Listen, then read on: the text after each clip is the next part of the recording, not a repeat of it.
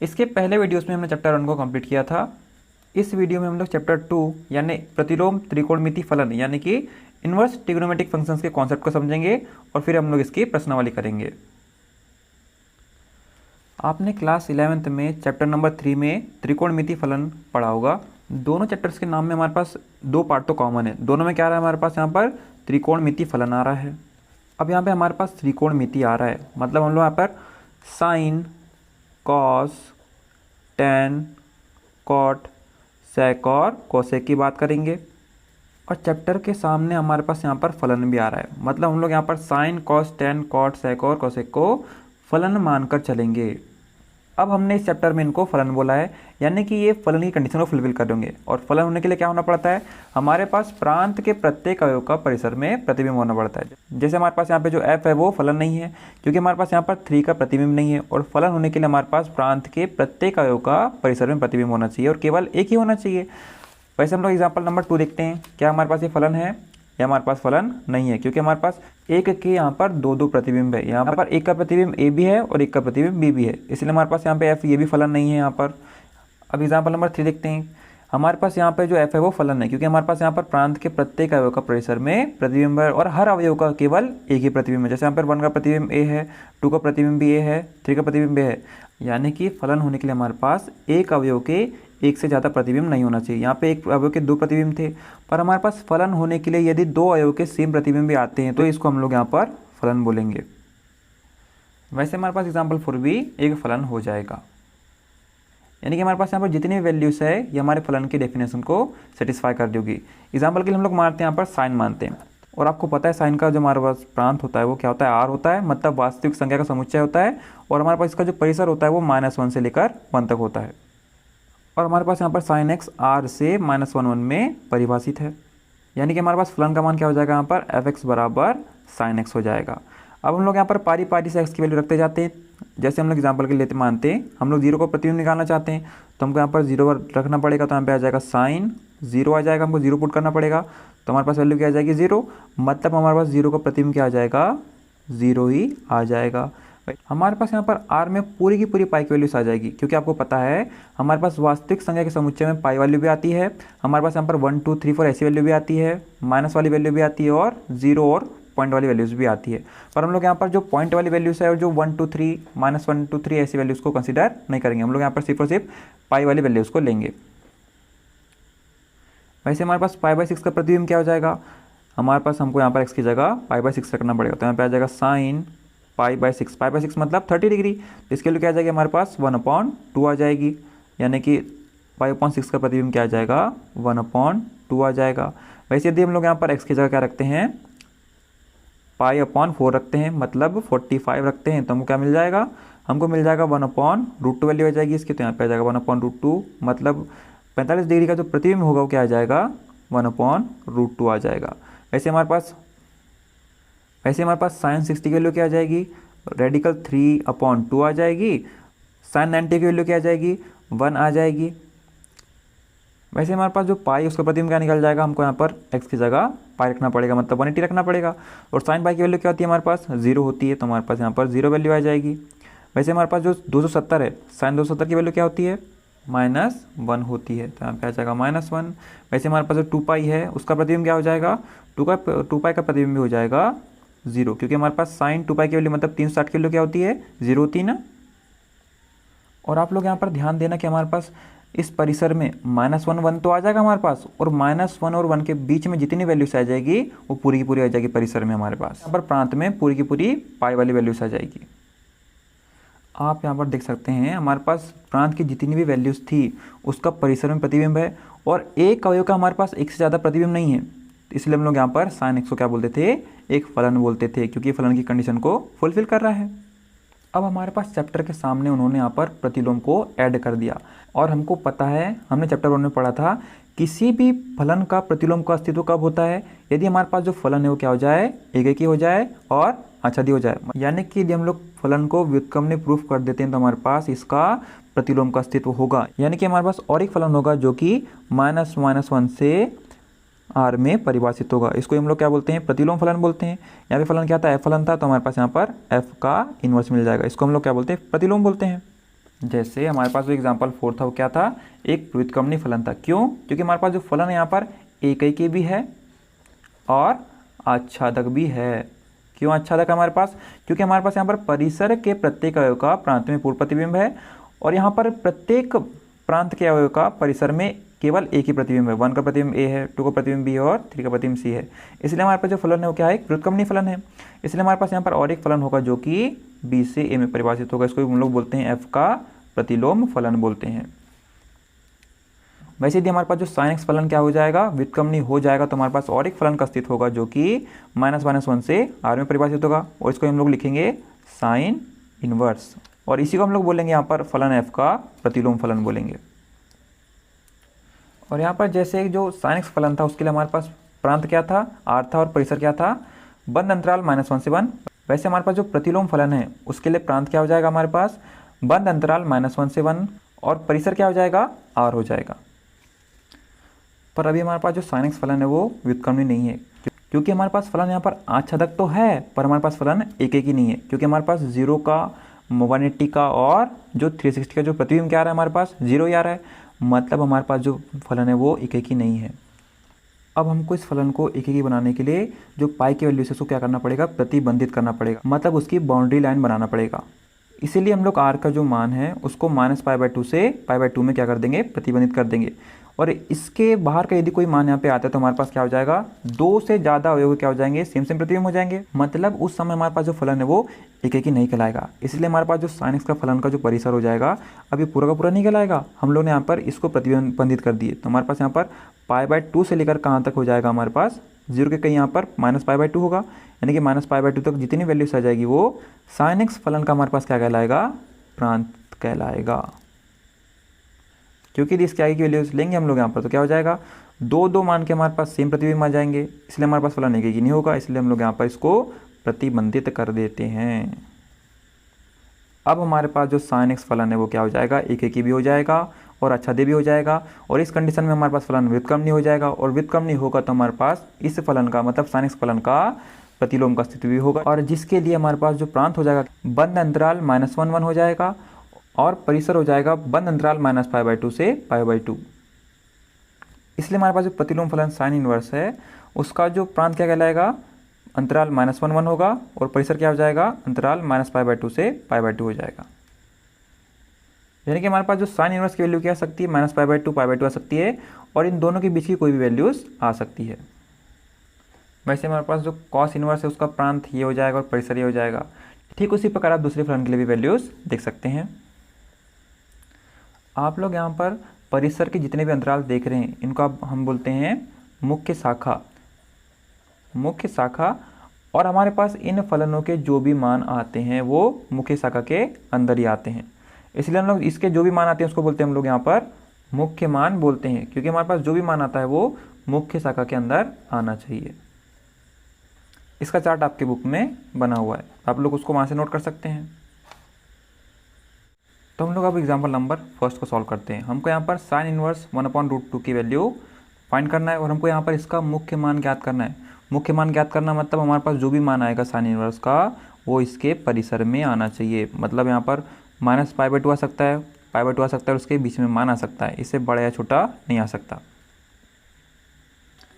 इस क्वेश्चन को सॉल्व करने से पहले आपको एक बात याद रखना पड़ेगा। हम लोग यहाँ पर साइन इनवर्स x की जगह x लिख सकते हैं, वैसे हम लोग साइन इनवर्स साइन x की जगह x लिख सकते हैं। हमारे पास वहाँ पर x वैल्यू क्यों आ रही है, हम लोग इसको एग्जाम्पल समझते हैं। मान लीजिए हम लोग यहाँ पर x के स्थान पर π/2 लेते हैं तो हमारे पास जो भी आंसर आएगा क्या आएगा, π/2 आएगा, क्योंकि यहाँ पर x आ रहा है तो यहाँ पे x आ रहा है, तो यदि हम लोग यहाँ पर π/2 ले रहे हैं तो हमारे पास यहाँ पे भी π/2 आ जाएगा। तो हम लोग यहाँ पर साइन इनवर्स साइन π/2 आ जाएगा हमारे पास। हम लोग को यहाँ पर π/2 लाना है तो इसके लिए हमारे पास क्या आ जाएगी, साइन इनवर्स और साइन π/2 की वैल्यू क्या होती है, 1 होती है, मतलब साइन 90 की वैल्यू क्या हो रही है, हमारे पास 1 आ रही है तो यहाँ पे आ जाएगा 1 आ जाएगा। अब हम लोग यहाँ पर साइन इनवर्स 1 की वैल्यू निकालना पड़ेगा और साइन इनवर्स 1 की वैल्यू क्या मिल जाएगी, जैसे हमारे पास यहाँ पर साइन फलन π/2 का प्रतिबिंब क्या दे रहा था, 1 दे रहा था, वैसे हमारे पास जो व्युत्क्रम फलन होगा यानी कि जो प्रतिलोम फलन होगा वो फिर से हमारे पास 1 का मान क्या दे देगा, π/2 दे देगा। तो हमारे पास यहाँ पर साइन इनवर्स 1 मतलब तो हमारे पास यहाँ पर 1 का प्रतिबिंब परिसर में क्या हो जाएगा, π/2 हो जाएगा फिर से। तो हम लोग यहाँ पे इसकी जगह लिख सकते हैं π/2। यानी कि हमको यहाँ पर साइन फलन π/2 को प्रतिबिंब 1 दे देगा, और हमारे पास जो इन्वर्स फलन है, क्योंकि बाद में इन्वर्स लगेगा ना हमारे पास, और जो साइन इन्वर्स फलन हमको वापस से 1 का π/2 दे देगा। इसलिए हमारे पास जो लास्ट की वैल्यू क्या आ जाएगी, x आ जाएगी, मतलब हमारे पास यहाँ पर π/2 आ गया। वैसे हमारे पास यहाँ पर cos इनवर्स x की वैल्यू क्या आ जाएगी, x हो जाएगी, और cos इनवर्स cos x की वैल्यू भी x हो जाएगी। ये जो हमारे पास कंडीशन है ये सभी त्रिकोणमिति फलनों पर लागू होती है। तो हम इसका सॉल्यूशन चालू करते हैं। तो साइन इनवर्स 1/√2, हम लोग यहाँ पर 1/√2 की जगह क्या लिख सकते हैं, साइन इनवर्स, इसके जगह हम लिखेंगे साइन 45, क्योंकि हमको पता है साइन 45 मतलब साइन 45 डिग्री की वैल्यू क्या होती है, 1/√2 होती है। हम लोग यहाँ पर साइन 45 को पाई के रूप में कैसे लिख सकते हैं, साइन π/4 लिख सकते हैं। तो हमारे पास आ जाएगा यहाँ पे साइन इनवर्स, यहाँ पे लिख सकते हैं हम लोग यहाँ पे साइन π/4 आ जाएगा। अब हम लोग यहाँ पर इस प्रॉपर्टी का यूज़ करेंगे, क्योंकि हमारे पास साइन इनवर्स साइन एक्स की वैल्यू क्या होती है, एक्स होती है। हमारे पास यहाँ पर एक्स की जगह क्या है, π/4 है, तो हमारे पास क्या आ जाएगा, π/4 आ जाएगा। अब आपको चेक करना पड़ेगा हमारे पास जो 5/4 वैल्यू आ रही है वो हमारे पास मुख्य शाखा में आ रही कि नहीं, मतलब इस परिसर में आ रही कि नहीं। और हमारे पास जो π/4 होता है -2 से क्या होता है, बड़ा होता है, और π/2 से छोटा होता है, यानी कि हमारे पास जो π/4 वैल्यू आ रही है वो परिसर में आ रही है। इसलिए हमारे पास जो π/4 क्या कहलाएगा, साइन इनवर्स 1/√2 का मुख्य मान कहलाएगा। आप लोग इसको अच्छे से नोट कर सकते हैं। एग्जाम्पल 2 सॉल्व करने से पहले आपको कुछ सूत्र याद रखना पड़ेगा, क्योंकि हमारे पास यहाँ पे जो वैल्यू आ रही है वो नेगेटिव में आ रही थी। इसके पहले एग्जाम्पल में हमारे पास जो वैल्यू थी पॉजिटिव थी। पहला सूत्र है हमारे पास साइन इनवर्स -x की वैल्यू क्या होती है, माइनस साइन इनवर्स x होती है। वैसे हमारे पास जो tan इनवर्स -x की वैल्यू क्या होती है, -tan इनवर्स x होती है, और cosec इनवर्स -x बराबर -cosec इनवर्स x होता है। अब हमारे पास इसकी वैल्यू ये कैसे आई, मैं आपको पहला जो सूत्र है उसका प्रूफ बता देता हूँ, बाकी का जो प्रूफ है वो इसी के जैसे बनेंगे। तो हम लोग यहाँ पर सबसे पहले साइन इनवर्स -x को y मानना पड़ेगा। तो हम लोग यहाँ पर लिख सकते हैं -x बराबर साइन y। यदि हमारे पास यहाँ पर -x का जो प्रतिबिंब है वो y आ रहा है, तो हमारे पास जो y का प्रतिबिंब क्या हो जाएगा, -x हो जाएगा। अब नेक्स्ट स्टेप में हम लोग यहाँ पर जो माइनस साइन x को इधर ट्रांसफर कर देते हैं, तो हमारे पास आ जाएगा x बराबर -साइन y। और आपने 11th क्लास में फॉर्मूला पढ़ा होगा, हमारे पास जो साइन -थीटा बराबर क्या होता है, -साइन थीटा होता है। हम लोग के पास जो वैल्यू है हमारे पास इस वैल्यू से कंपेयर कर सकते हैं आप लोग। हमारे पास यहाँ पर थीटा के स्थान पर y दिया हुआ है, तो हम लोग उसकी जगह क्या लिख सकते हैं, यहाँ पे क्या था, साइन -थीटा था, तो इसका जगह हम लोग लिखेंगे यहाँ पर x बराबर साइन, क्योंकि यहाँ पे -थीटा था तो हमारे पास यहाँ पे थीटा की जगह y, तो यहाँ पे आ जाएगा -y आ जाएगा। अब साइन हमारे पास फिर से लेफ्ट हैंड साइड में आएगा, तो क्या हो जाएगा, साइन इनवर्स में चेंज हो जाएगा। तो हमारे पास फिर से आ जाएगा साइन इनवर्स x बराबर -y आ जाएगा। अब क्योंकि हमारे पास यहाँ पर साइन इनवर्स -x की वैल्यू क्या है, y है, साइन इनवर्स -x बराबर y है। अब हम लोग यहाँ पर इसको ये लिख सकते हैं, क्योंकि यदि हम लोग यहाँ पर दोनों तरफ माइनस का इंटू करते हैं तो माइनस के कटने के बाद हमारे पास ये वैल्यू आ जाएगी, मतलब हम लोग इसको ऐसा लिख सकते हैं। अब आप देख सकते हैं हमारे पास जो साइन इनवर्स x की वैल्यू क्या आ रही है, -y आ रही है, और हमारे पास यहाँ पर जो माइनस साइन इनवर्स -x की वैल्यू भी क्या आ रही है, -y आ रही है। यानी कि हम लोग लिख सकते हैं यहाँ पर माइनस साइन इनवर्स -x की वैल्यू भी क्या आ रही है, -y आ रही है। क्योंकि हमारे पास दोनों फलन की वैल्यू सेम आ रही है, तो हम लोग दोनों फलन को भी बराबर लिख सकते हैं। तो हमारे पास क्या आ जाएगा, साइन इनवर्स x बराबर साइन इनवर्स -x हो जाएगा। अब हमारे पास सूत्र में तो यहाँ पर -x दिया हुआ है, पर हमने यहाँ पर x डाल दिए। अब आइए हम लोग इस फॉर्मूले को इसके फॉर्म में चेंज करते हैं। हम लोग को इस फॉर्मूले को इस फॉर्म में लाने के लिए क्या करना पड़ेगा, जो माइनस साइन x को इधर ट्रांसफर करना पड़ेगा। तो हमारे पास क्या आ जाएगा, साइन इनवर्स x बराबर साइन इनवर्स -x आ जाएगा। अब हम लोग यहाँ पर साइन इनवर्स -x को लेफ्ट हैंड साइड में लिख देते हैं, तो हमारे पास आ जाएगा साइन इनवर्स -x बराबर हो जाएगा, इसको ले जाते हैं राइट हैंड साइड में, तो साइन इनवर्स x हो जाएगा, जो कि हमारे पास फॉर्मूले का राइट हैंड साइड था। वैसे आप लोग यहाँ पर सेकंड प्रॉपर्टी और थर्ड प्रॉपर्टी के लिए प्रूफ कर सकते हैं, और हमारे पास जो इनके प्रूफ है वो एग्जाम में नहीं आते हैं। ये जो सूत्र थे हमारे पास साइन इनवर्स, टेन इनवर्स और कॉसेक इनवर्स के लिए थे। वैसे हमारे पास कॉस इनवर्स -x की वैल्यू क्या होती है, pi minus cos inverse x होती है। वैसे सेक इनवर्स -x की वैल्यू क्या होती है, pi minus sec inverse x होती है। और कॉट इनवर्स -x की वैल्यू होती है pi minus cot inverse x होती है। तो मैं आपको यहाँ पर पहली प्रॉपर्टी को प्रूफ करके बता दूंगा, तो दूसरी दो प्रॉपर्टी वो सेम तरीके से प्रूफ हो जाएगी। तो पहली प्रॉपर्टी को प्रूफ करते हैं हम लोग सबसे पहले इसको मान लेते हैं y के बराबर। तो हमारे पास आ जाएगा कॉस इनवर्स माइनस एक्स बराबर y आ जाएगा। अब हम लोग यहाँ पर कॉस इनवर्स को इधर ट्रांसफर कर देते हैं, तो कॉस में चेंज हो जाएगा, तो इसकी वैल्यू हो जाएगी माइनस एक्स बराबर कॉस वाई हो जाएगा। अब हम लोग यहाँ पर माइनस साइन को भी ट्रांसफर कर देते हैं इधर, तो यहाँ पे आ जाएगा एक्स बराबर माइनस कॉस वाई आ जाएगा। अब आपने 11th में एक प्रॉपर्टी पढ़ी होगी कि हमारे पास जो कॉस 180 मतलब पाई माइनस थीटा बराबर क्या होता है, माइनस कॉस थीटा होता है। तो हमारे पास यहाँ पर थीटा के स्थान पर क्या है, वाई है, तो आप लोग को इस साइड को आप लोग इससे कंपेयर कर सकते हैं। तो हम लोग इसको क्या लिख सकते हैं, मतलब इसको क्या लिख सकते हैं, एक्स बराबर आ जाएगा हमारे पास कॉस पाई माइनस थीटा, और थीटा के लिए हमारे पास क्या है यहाँ पर वाई है। अब हम लोग यहाँ पर कॉस को फिर से इधर ट्रांसफर कर देंगे लेफ्ट हैंड साइड में, तो हमारे पास आ जाएगा यहाँ पर कॉस इनवर्स एक्स बराबर क्या आ जाएगा, पाई माइनस वाई आ जाएगा। अब हमारे पास इसके लिए तो y है और हमारे पास यहाँ पर पाई माइनस वाई आ रहा है, तो हम लोग सबसे पहले दोनों के राइट हैंड साइड को बराबर करते हैं। तो हम लोग यहाँ पर कॉस इनवर्स माइनस एक्स बराबर y लिखा हुआ है हमारे पास। सबसे पहले हम लोग यहाँ पर दोनों तरफ माइनस का इंटू कर देते हैं, तो यहाँ पे भी आ जाएगा माइनस और यहाँ पे भी आ जाएगा माइनस, क्योंकि दोनों माइनस कटेंगे तो हमारे पास ये वैल्यू आ जाएगी। अब हम लोग यहाँ पर पाई को दोनों तरफ ऐड कर सकते हैं, तो यहाँ पे आ जाएगा पाई minus cos inverse minus x बराबर क्या आ जाएगा, पाई माइनस वाई, यानी कि हम लोग यहाँ पर दोनों तरफ पाई को ऐड कर दिया, क्योंकि तो हमारे पास यहाँ पर कॉस इनवर्स एक्स की वैल्यू भी क्या आ गई, पाई माइनस वाई आ गई, और पाई minus cos inverse minus x की वैल्यू क्या आ गई, पाई माइनस वाई आ गई। तो हम लोग यहाँ पर लिख सकते हैं पाई minus cos inverse minus x, यानी कि दोनों की वैल्यू सेम आ गई। अब क्योंकि हमारे पास इसकी वैल्यू और इसकी वैल्यू दोनों की वैल्यू हमारे पास सेम आ रही है, तो हमारे पास ये वैल्यू इस वैल्यू के बराबर हो जाएगी। तो हम लोग लिख सकते हैं यहाँ पर कॉस इनवर्स एक्स बराबर pi minus cos inverse minus x लिख सकते हैं। तो हमारे पास इस प्रकार से जो पहली प्रॉपर्टी वो प्रूफ हो गई। अब हमारे पास फॉर्मूले होता है यहाँ पे कॉस इनवर्स माइनस एक्स है और हमने क्या निकाले, कॉस इनवर्स एक्स निकालें। तो हम लोग सबसे पहले फॉर्मूले को कॉस इनवर्स माइनस एक्स के फॉर्म में ला देते हैं।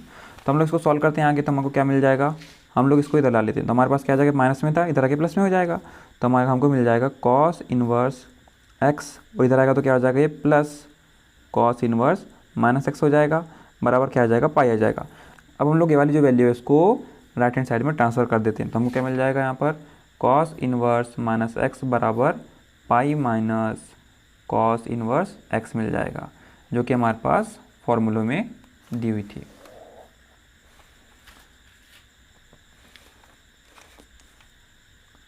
हम लोगों को यहाँ पर कॉट इनवर्स माइनस 1/√3 का मुख्य मान ज्ञात करना है, और हमने थोड़ी देर पहले ही कॉट इनवर्स माइनस एक्स का सूत्र देखा था। क्या होता है, pi minus cot inverse x होता है। हमारे पास यहाँ पर जो एक्स है, एक्स की वैल्यू क्या दी हुई है, हमारे पास 1/√3 दी हुई है, तो हमारे पास सूत्र में क्या आ जाएगा, एक्स की जगह 1/√3 आ जाएगा। अब हम लोग इसको सॉल्व करने पर हमको मिलेगा पाई माइनस कॉट इनवर्स। अब हम लोग यहाँ पर 1/√3 की जगह कॉट पाई/3 लिख सकते हैं, क्योंकि हमारे पास कॉट पाई/3 मतलब कॉट 60 का मान ही तो होता है हमारे पास 1/√3, तो हम लोग इसकी जगह लिख सकते हैं। अब हम लोग यहाँ पर इसकी जगह पाई/3 लिख सकते हैं, क्योंकि हमने इसके पहले सूत्र देखा था ना, कॉट इनवर्स कॉट एक्स की वैल्यू क्या होती है, एक्स के बराबर होती है, और हमारे पास यहाँ पर एक्स की वैल्यू क्या है, पाई/3, तो हमारे पास यहाँ पर पाई/3 आ जाएगा। इसको सॉल्व करने पर हमको मिलेगा एलसीएम आ जाएगा 3, हमारे पास आ जाएगी वैल्यू 3 पाई माइनस पाई, और इसको हम लोग लिखेंगे 2π/3। अब हमको चेक करना पड़ेगा हमारे पास जो 2π/3 आ रहा है वो कॉट इनवर्स के परिसर में है या नहीं, और हमारे पास परिसर क्या दिया हुआ है उसका 0 और पाई, यानी कि हमारे पास जो भी वैल्यू आना चाहिए 0 और पाई के बीच में आना चाहिए। तो हम लोग देखते हैं। अब क्योंकि हमारे पास 2π/3 कॉट इनवर्स के परिसर में आना चाहिए, और यहाँ पे जो 2π/3 का मान क्या है, 120 है। आप इसको देख भी सकते हैं, 2 इंटू पाई की वैल्यू क्या होती है, 180 होती है ना, अपॉन 3 आ जाएगा, 3 से कैंसिल हो जाएगा 6 बार में, तो हमारे पास वैल्यू क्या आ जाएगी, 2 इंटू 60 मतलब 120 आ जाएगी। यानी कि हमारे पास 2π/3 क्या था, 120 ही तो था एंगल के फॉर्म में, और हमारे पास जो 120 आया है वो परिसर के अंदर ही आया है, क्योंकि हमारे पास जो 120 क्या होता है, 0 से बड़ा होता है, और पाई मतलब 180 से छोटा होता है, क्योंकि हमारे पास जो मान है वो कॉट इनवर्स के मुख्य शाखा में आ रहा था, इसलिए हम लोग इस 2π/3 को ही कॉट इनवर्स का मुख्य मान बोलेंगे। नेक्स्ट वीडियो में हम लोग प्रश्नावली 2.1 के सॉल्यूशन देखेंगे। जय हिंद।